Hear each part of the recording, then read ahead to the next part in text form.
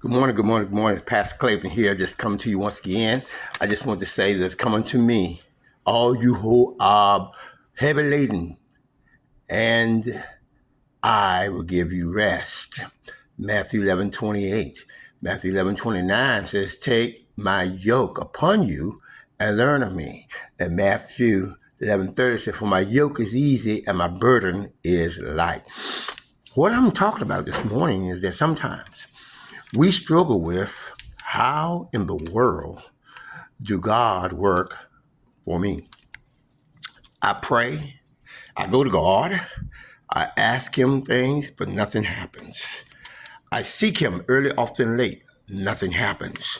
I strive, nothing happens. Well, let me compare going to God to going to school. You go to school, the teacher gives you a lesson, you strive to learn that lesson, and unless the teacher tests you along the way, the teacher don't know whether you know anything, but you gain reassurance that you know it when you make a certain letter grade. Well, God teaches us through the word when we read and study it for ourselves, and then we begin to apply it. That's the test. And as we apply it, if we are successful, we know we're passing the test. That's how God is talking to us. He's saying, you got to come to me. You have to trust me that I will be able to satisfy you through your heart, mind, body, and soul.